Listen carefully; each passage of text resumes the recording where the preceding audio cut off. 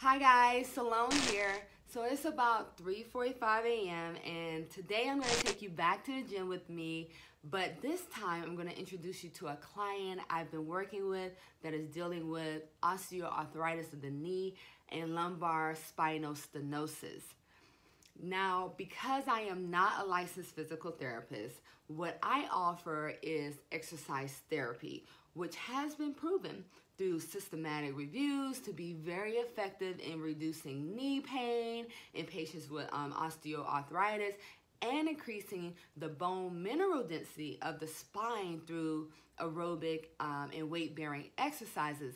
And you can check out the PubMed systematic review article in the description area below and let me know what you think about it in the comment section below. But basically, it examines the effectiveness of the exercise in 3 disease areas, 2 of which is knee osteoarthritis and lumbar spinal stenosis.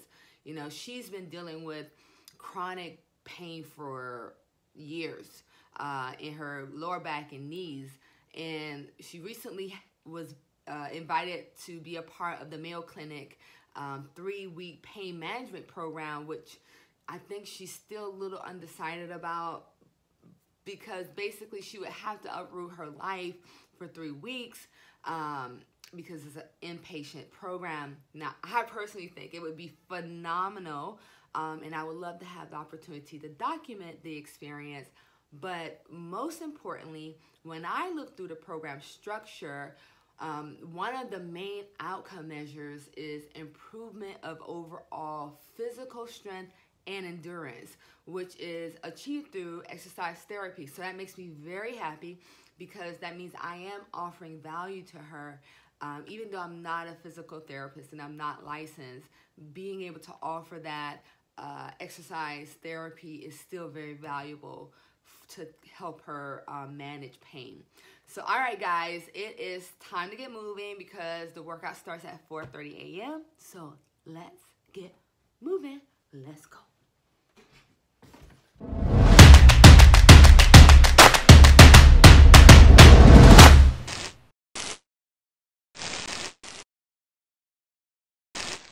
Alright guys, we're here at the gym and I'm with Miss Yolanda Best. Like I said before, she's been dealing with some knee pain and back pain. And I'm just going to let her share just a little bit of kind of her journey of where she is right now. And then we're going to get into the workout, just show you kind of what I'm doing with her as exercise therapy. Even though I'm not a licensed clinician, there are still things you can do to serve your community. And so just want to inspire you on that. And Miss Yolanda, if I have it correct, you've been dealing with this for years, yes, right? Yes. And if you don't mind just giving us kind of like where it like first started, and then, you know, to the fact that you're kind of maybe still contemplating the Mayo Clinic opportunity. Right, not a problem. Yes, it started a couple of years ago. Very active individual. Have been active pretty much all my life. I was a runner, did half marathons, 10K, 5Ks, wow. Spinning, love cycle, Zumba, the whole 9 yards. Very active person. Just love that high impact exercise. That's what I was accustomed to. And then all of a sudden life happened. I started to deal with some back issues initially that kind of modified what I did.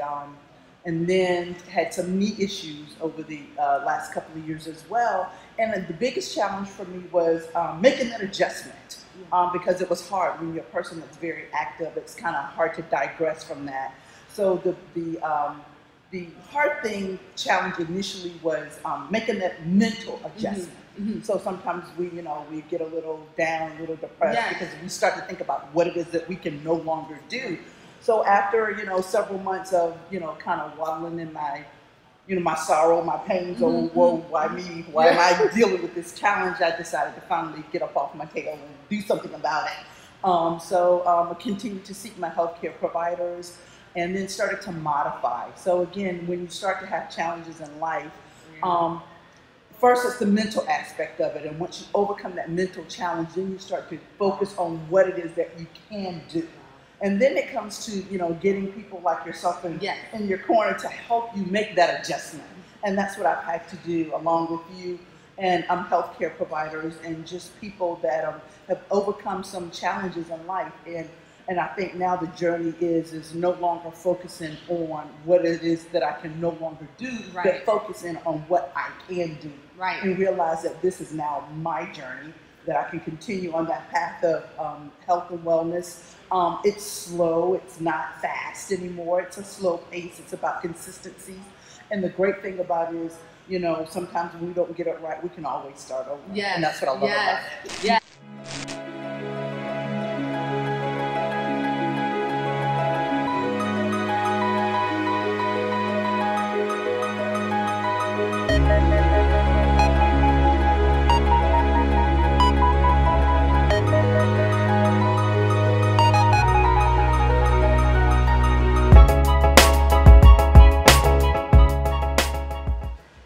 So I normally have her start with some stretching because of the lumbar spinal stenosis.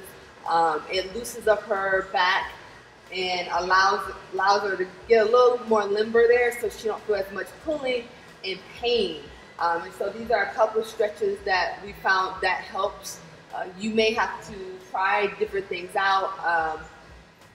I believe in active stretching, but we found for her the static hold stretches help not really warm her up, but help loosen up the muscles first, and then we go into a little bit more movement in the stretches.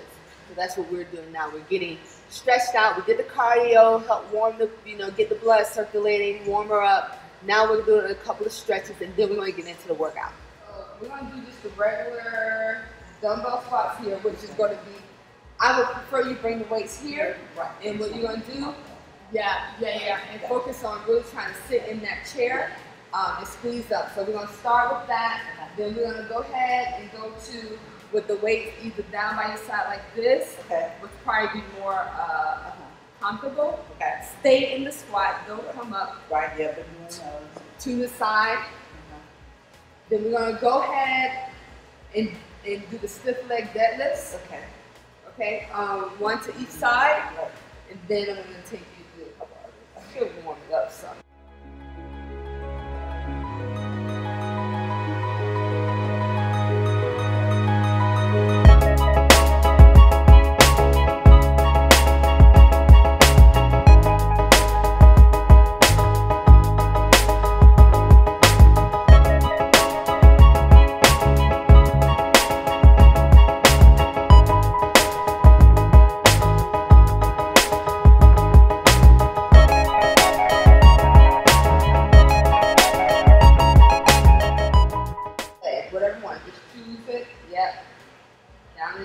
Stick with that one.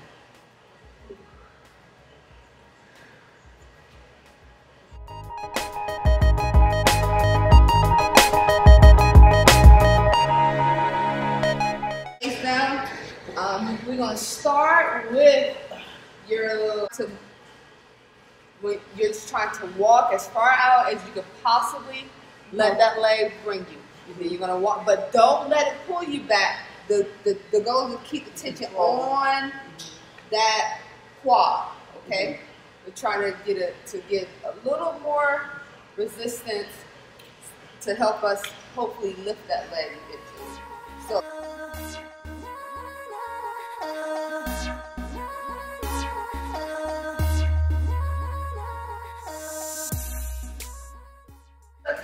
You're just gonna walk up to where you can feel the tension, but not tight, okay?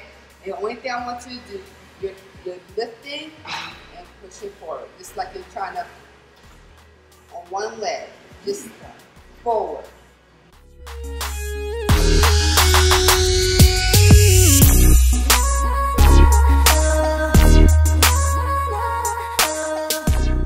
Your goal is to try to get as far, you want to lean into it though. Okay. I want to give you the feeling of like going up a hill.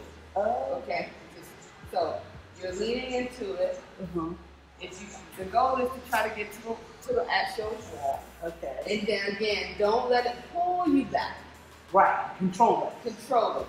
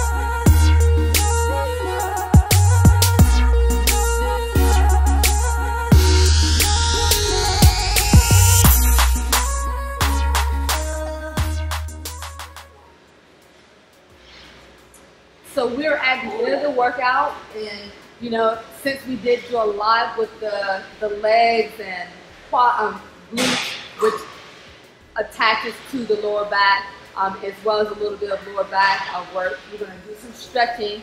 She has to go to work, and making sure that those muscles are loose and doesn't tighten up on her is very important. And just stretching, period, is really, really great for managing pain when you're dealing with any kind of musculoskeletal issues.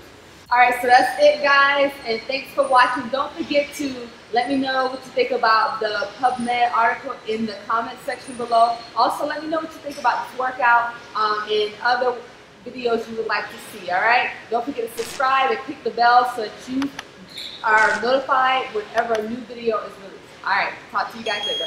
Peace.